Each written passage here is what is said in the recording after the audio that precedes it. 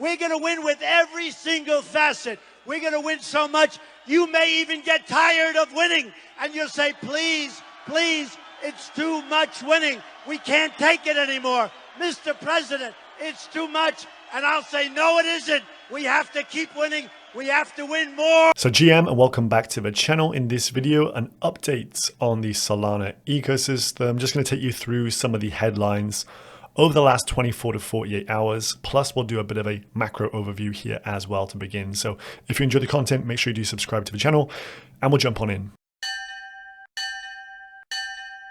So let's begin with the Bitcoin price action here. You can see overnight we did have a dip down and the timeline got very bearish. Altcoins did sell off with that.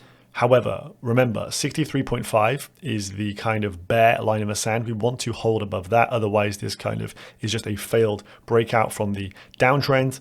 And 67.5, a close above.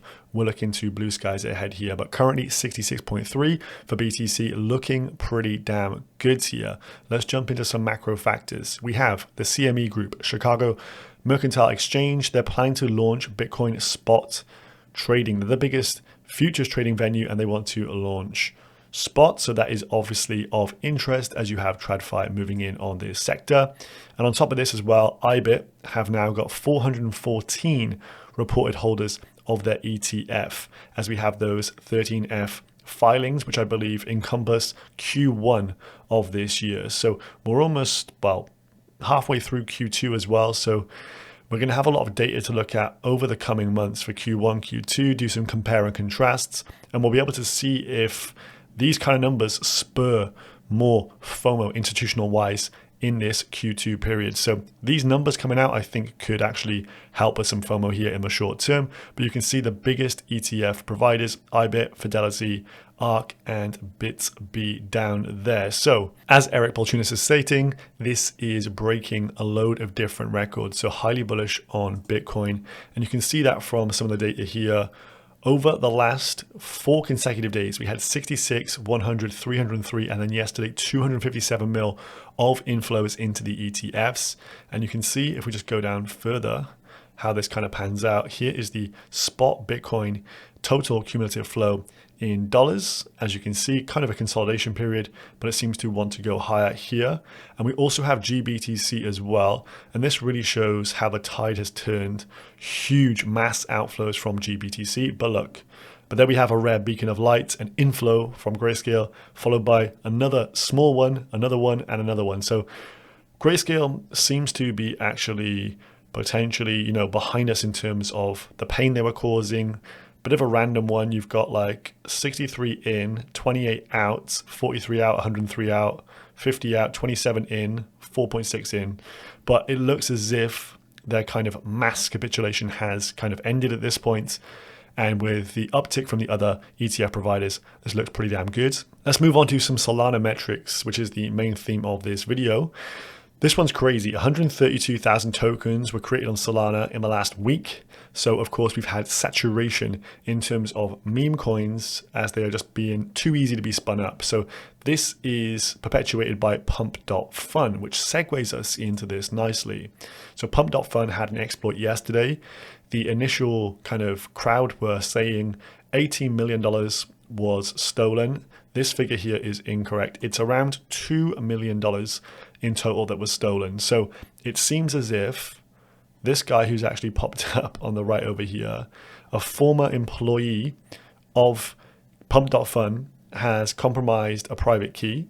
And what he was doing was, as the kind of bonding curve, so on Pump.Fun, if you want to get involved with a new token, I probably wouldn't bother connecting my wallet to this at this point in time, seeing as there was an issue and it has been compromised to some degree. Major red flag, probably not going to use that site again. But what this showed was that during the bonding curve, so you supply SOL into the bonding curve, you then buy up tokens. Once it reaches a threshold, it gets to a point where it kind of sells out. Enough liquidity is then captured. That liquidity is then burned and supplied to a Radium pool. So it made the token non-ruggable from an LP pulling perspective. But this guy, upon the transfer to the Radium pool, he started to rug those funds. So it says in each of the exploiter transactions, we see the following: a 129 Sol flash loan, buying tokens so that this wallet here has the opportunity to withdraw from a bonding curve. So the liquidity withdrawal initiated by that wallet, i.e. this guy was siphoning the funds away. So if you go onto the website here, it says coins that completed their bonding curve between the 16th of May between these times will be migrated soon. I'm of the assumption that this guy is a doxed individual and that he will face some form of criminal proceeding for this, but it seems about $2 million were rugged from pump.funds. So if you are bearish on this stat, maybe this will now slow down as people lose faith in pump.fund. Now, quick update on Solana price action here, back to 168. The downtrend has been broken. And if this is the bellwether for the broader market, as this is the leading alternative coin outside of Bitcoin, well, you can see that it seemingly has broken out from this downtrend and is trying to push up once more. So 168 for Sol, looking pretty good here. A lot of metrics in its favor. Breaking here, Jupiter flips Uni V3 volume. So Jupiter in the last 24 hours did 843 mil of trading volume. Uniswap's V3 pools did 702 million. So a potential passing of the guards, if you will. You've also seen this. So bear in mind that USDT is the lion's share of traded tokens on ETH mainnet and Tron in terms of stables. But in a USDC kind of outlook here, stablecoin provider USDC on Solana surpasses Tron and ETH total stablecoin transaction volume. So you can see on here, total USD amounts on Solana USDC, $5.59 trillion. And then you can see USDC on ETH, 3.69 trillion. And as we know, Visa partnered with Solana. So this makes a lot of sense that you're seeing big stablecoin flows on there. Probably indicates to a wider picture here as well. These are the DEX volumes, and you can see ETH at the top here on the weekly. So weekly DEX volume on Ethereum, 8.95, so $9 billion. Solana playing catch up here, almost $7 billion. BSC has been number 2 for quite some time. I'm not sure when this did flip, but it has now flipped. And it is hot on the heels of ETH here.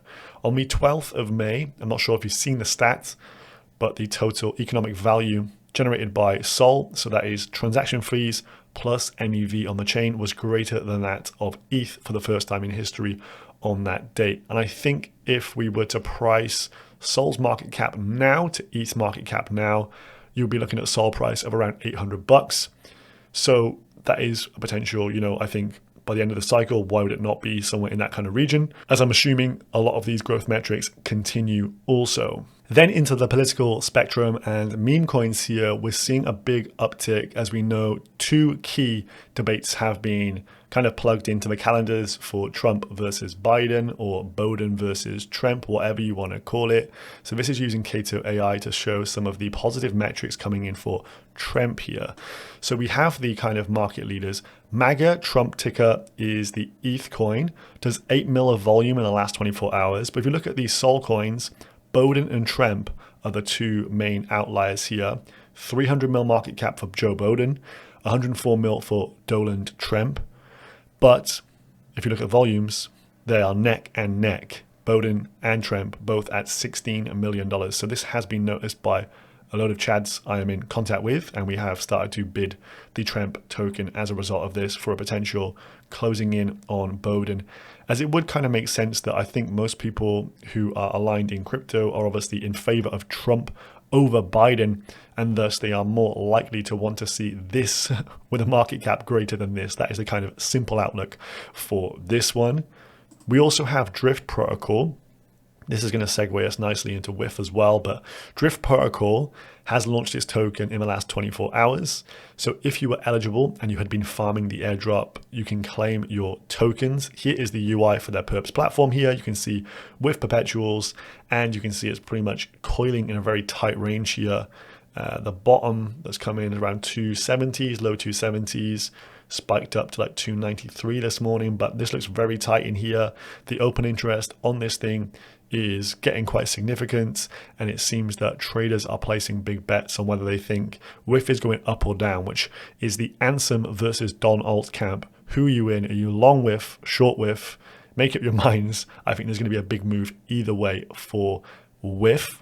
This is the Drift token. So Drift trading at around 31 cents here. Market cap circulating 52 mil, fully diluted around 300 million. Does pretty damn good volumes though, to be fair. So this may actually be a bit undervalued, but you'd have to check out the actual go-to-market strategy for the rest of these tokens. And in terms of people claiming it, as of a few hours ago, this was the latest update, 57% of the airdrop has been claimed by a total of 32,800 users. So do check that out via reputable sources. Don't go clicking any ruggy links, but you may have some Drift tokens if you've been farming that like myself from mid of last year. So no major changes across the board here, but we can see that Solana is having an uptick across numerous metrics that really suggest it is one of the best trades of this cycle, or is pretty much the trade of the cycle. So that is something we're not going to fade. We'll continue to monitor these things, but I think there's going to be a lot of opportunities on the Solana network. And this is the home of normie retail trading at this point. Bitcoin is 66.2 to 66.3 here, looking in a very healthy posturing, good macro outlook, no major headwinds. You're seeing political updates, people in the Senate even voting for things that are more pro-crypto now. It's become a real political issue. I think this bodes well for crypto in the year 2024 into 2025. Anyway, that is all for today. Hope you have a good one. See you in the next one. Peace.